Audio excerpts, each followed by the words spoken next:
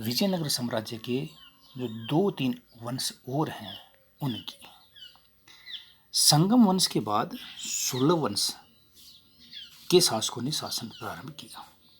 1485 से 1505 तक इनका जो काल था वो केवल 20 साल का था। 1485 में नरसिंह सालू नामक चंद्रगिरी के सामंत ने राज सिंहासन पर अधिकार कर संगम वंश को समाप्त कर दिया। इसलिए इसे प्रथम बला पहाड़ यानी राज्य हड़पने वाला कहा जाता है। सालू नरसिंह ने अरब व्यापारियों को अधिक घोड़े आयात करने के लिए प्रोत्साहित किया। सालू नरसिंह ने नरसा नायक नामक व्यक्ति को अपने अलग वयस्क पुत्र का संरक्षक नियुक्त किया और फिर बाद में नरसा नायक का पुत्र वीर नरसिंह इमाड़ी नरसिंह की हत्या कर स्वयं शासक बना और तुलव राजवंश की नींव डाली। तो 20 वर्ष बाद में नरसा नायक के एक पुत्र ने ही सुलभवंशीय राजा इमाड़ी नरसिंह की हत्या करके इस वंश को समाप्त कर दिया था। अगला वंश था तुलव वंश। तुलव वंश 1505 से 1570 तक लगभग 65 वर्ष इस वंश ने शासन किया।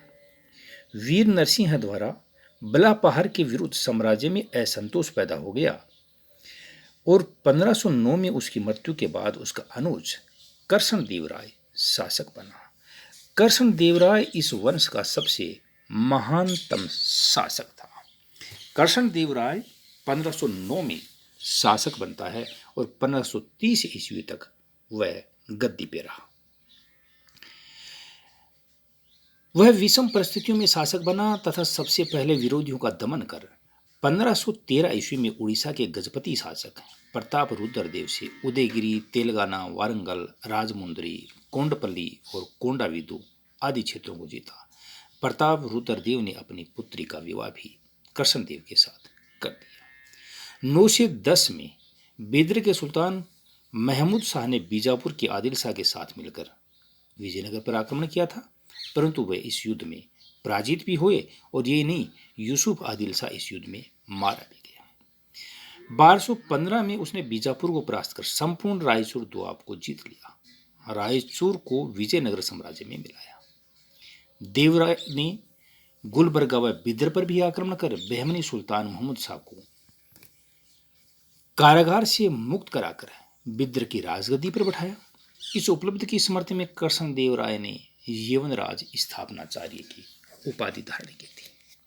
उसके पुर्तगालियों से अच्छे संबंध थे।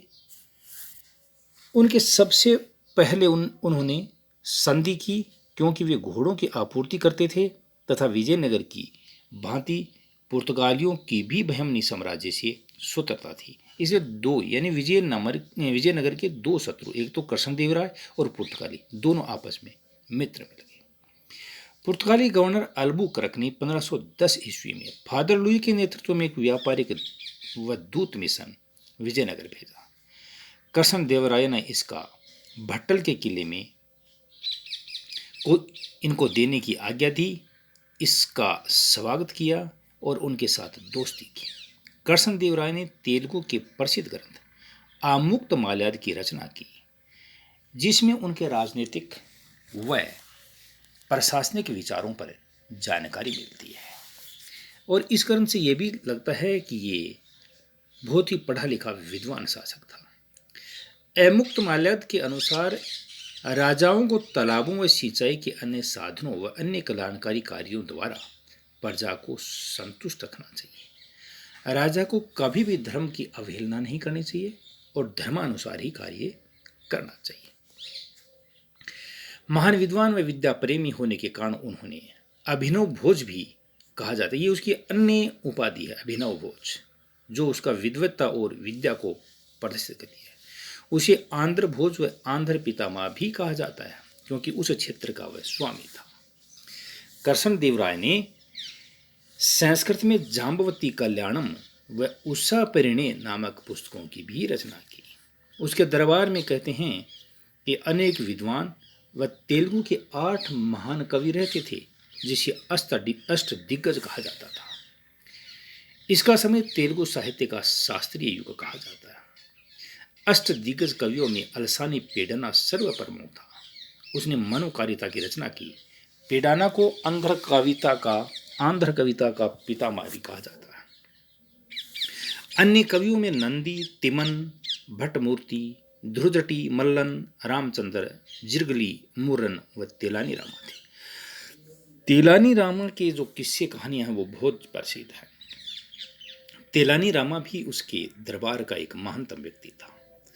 कृष्णदेव राय ने विजयनगर के निकट अपनी मां नागला देवी की स्मृति में नागलापुर नामक एक शहर की स्थापना भी करवाई थी।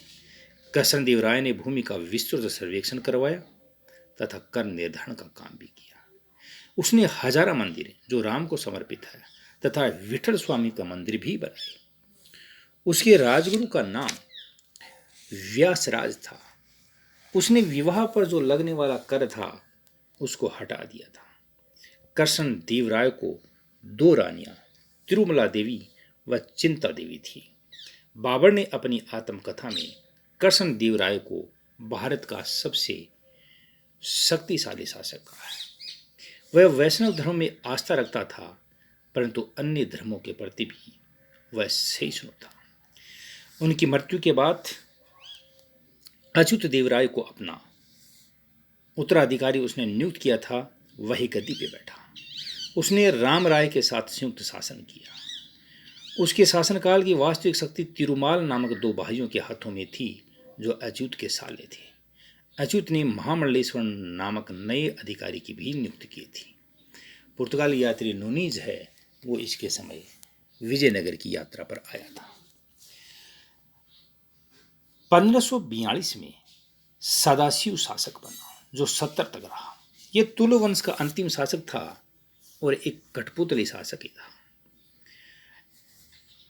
शासन की वास्तविक शक्ति अरेडू वंश के मंत्री राम राय के हाथों में थी। राम राय अरेडू वंश का संस्थापक था जो इसके बाद में स्थापित हुआ था। यद्यपि राम राय की विजयनगर और बहमनी राज्यों के मध्य जो युद्ध हुआ था तालीकोटा का, उसमें मृत्यु हो गई थी, लेकिन उसके बाद उसके भाई तिरुमाल ने विजयनगर में इस राज्य की स्थापना की थी। राम ने नीतिगत परिवर्तन किए व दक्कन के सुल्तानों के झगड़ों में सक्रिय हस्तक्षेप किया जिसका खामियाजा विजयनगर को भुगतना पड़ा। उसने बीजापुर, गोलकुंडा, अहमदनगर इन सभी से आपसी झगड़े मोल लिए। बरार और गोलकुंडा के आपस में शत्रुता थी, इसलिए बरार तो इस संगठन में शामिल नहीं हुआ बल्कि 4 राज्यों का एक संगठन बन गया जो विजयनगर के खिलाफ था, जिसका बीजापुर, गोलकुंडा, अहमदनगर और बीदर ये 4 राज्य इसके अंदर सक्रिय थे। 23 से 25 जनवरी 1565 को इन 4 राज्यों की संयुक्त सेना ने तालीकोटा का मैदान राक्षस और तंगड़ी या बन्नीहट्टी गांवों के पास में है, यहां पर सेना इकट्ठी हुई। दोनों सेनाओं के मध्य यहां पर युद्ध हुआ जिसमें विजयनगर की सेना बुरी तरह से पराजित हुई। इस युद्ध में विजयनगर की सेना का नेतृत्व राम राय ने किया। राम राय को युद्ध मैदान में हुसैन निजाम शाह ने अपने हाथों से मारा था। तालीकोटा के युद्ध के साथ ही विजयनगर का वैभव समाप्त हो गया। तालीकोटा का युद्ध का प्रत्यक्षदर्शी आर सेवेल एक विदेशी यात्री था।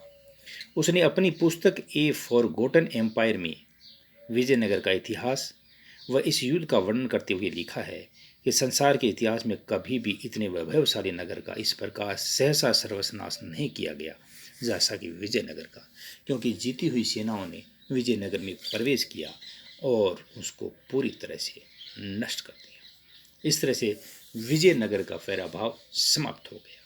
उसके बाद रामराय का भाई तिरुमाल ने विजयनगर के स्थान पर वेनुगोंडा, जिसे पेनगोंडा भी कहा जाता है, को राजधानी बनाकर और वहाँ पर आरवीडू वंश की स्थापना की थी जो 1570 से 1649 तक चला। ये नामात्र का राज्य था और उसके बाद में यह भी समाप्त हो गया।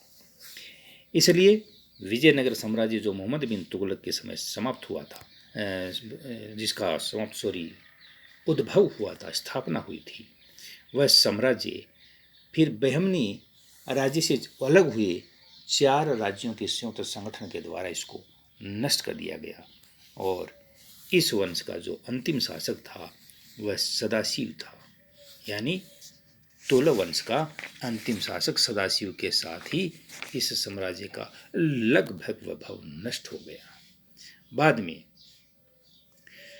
कुछ लोगों ने, यानी अरिवंश के शासकों ने राज्य तो किया, लेकिन वो नामात्र के राजा थे और उनके राज्य को फिर बाद में नष्ट कर दिया गया।